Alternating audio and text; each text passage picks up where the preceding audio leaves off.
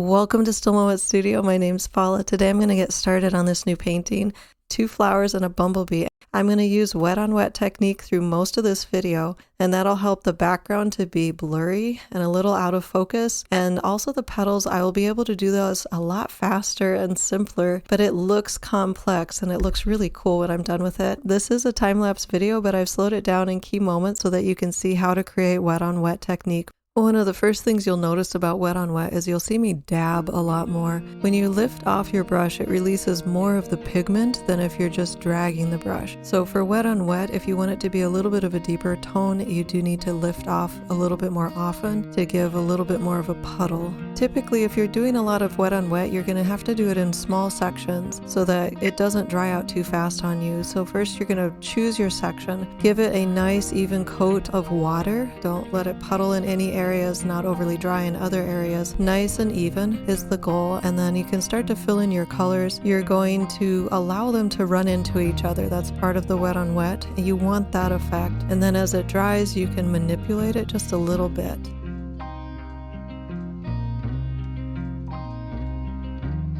So again, a nice even layer of water, and then you go ahead and build up your layers. It is going to dry lighter than what you put down.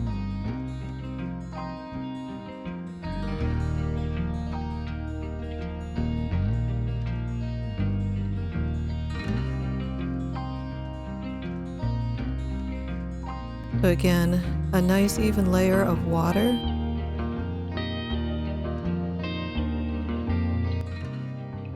Alizarin red as a beginning, and then the plum color on top of it. When you're doing a wet on wet, whatever color you add down first, it's going to spread out. Your second color will have more weight, and then when you add a third color, or if you add a water drop, that then has more weight and it will push. If I add a purple down first and a green next to it, the green will push into the purple. If I add a water drop, how does that affect it? And you can create a lot of little samples off to the side before you work in your painting. It's still quite a lot of spontaneity, but you can also plan it out just a little bit as well.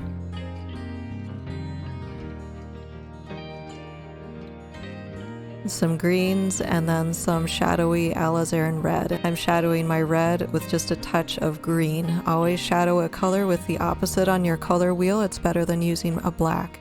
If you have a paper towel next to you, you can completely dry off your brush and use it to lift off specific shapes.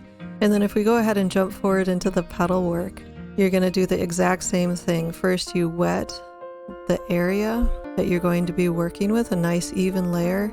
And then I'm going to use my lighter tone, that's my underlayer. And for this, it's a soft cobalt blue. And then I'm using cobalt blue and alizarin red to create a plum color.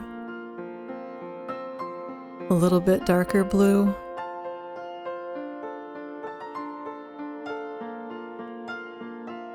And then some plum colored veins.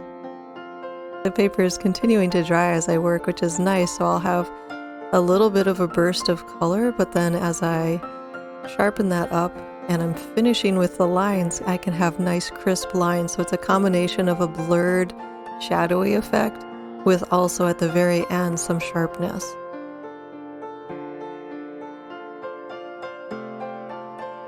So again, wet your area. I'm using lights and darks in the petals to create distinction between each petal so that they don't just mush together. So you can see I accentuated the light area between the last petal and this petal. And then the top of the petal I'm doing separately so that I can keep that crisp dark under edge, and then I can accentuate that it's a different surface. And then I'm going to go ahead and showcase two other petals down in this lower flower. I've wet the area nice and even, and you can lean your head to the side and kind of check the sheen of the paper to make sure it's nice and even. Put down my cobalt blue, my plum color, and I'm looking at the darks and lights in the petal and representing those in colors. And now you can see that the lines are still blurring out nicely. Continuing to dry a little bit, and then I can give it some sharp crisp lines at the very end as it's even more dry, and they'll just be very distinct compared to the shadowy effect.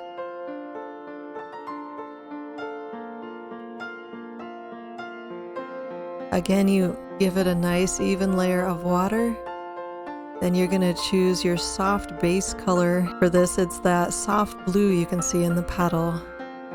And then there are shades. You can see on the lower edge, it's a blue.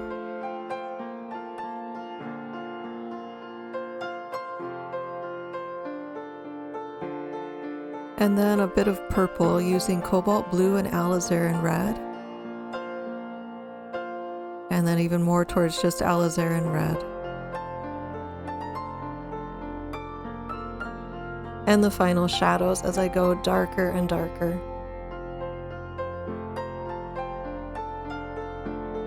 The rest of this painting, I'm painting directly on the dry paper. I'm not pre-wetting it at all. For the stamen, I'm using a base color of lemon yellow, and then I will dull that into a little bit of a gray tone with just a little bit of a purple to give it the shadowy lines in different areas. Cadmium yellow for the pollen, and then purple. To shadow into the cadmium yellow, you'll use a light amount of purple. And then finally we have this bee. He's a little bit furry, but I don't want to go too much towards like a shaggy dog look. I want to create a very firm, rounded body.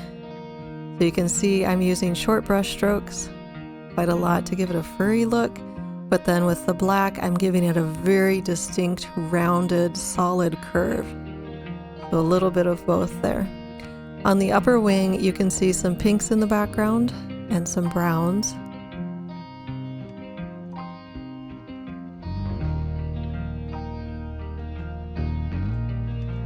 Yellow ochre, and then brightened a bit with cadmium yellow.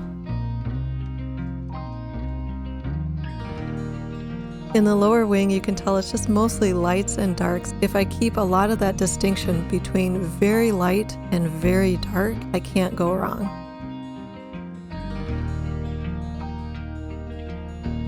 I'm laying the brush on its side to create this texture on the upper wing. Black for the lines in the lower wing, and then brown black for the upper wing lines.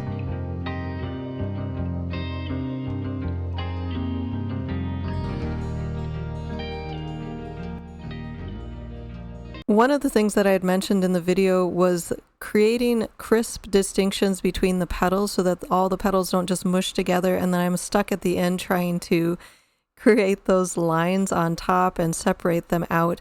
So right from the beginning, I made sure that the edges between them, if this was dark, this one was going to be light. Right here, it's light. That one can be quite dark. This one, you almost can't even see that little petal over here in the reference photo. I left it very light and distinguishable. This light edge here helps this darker edge to really stand out. So each of those decisions as I created each petal to vary between darks and lights. The top edge is quite light. Behind it is a lot. So I kept this crisp edge right here, that white line. Replaced my original pencil line to keep that a distinct separation between this petal and the one underneath. So just a little tip that you can keep in mind. A lot of times I'm listening to an audiobook while I'm painting, and I'll slowly start to fall into the habit of trying to overly represent the reference photo exactly, and I'll forget to do those little things. So right up front, I mentally prepared myself to keep that distinction alive so that I wasn't trying to struggle to recreate that at the very end with black lines, or was stuck with kind of a muddy mess with no distinction at all. So just a little tip there. I hope you've enjoyed this video. Don't forget to hit the like button and subscribe, and we'll catch you next time. Thanks for watching.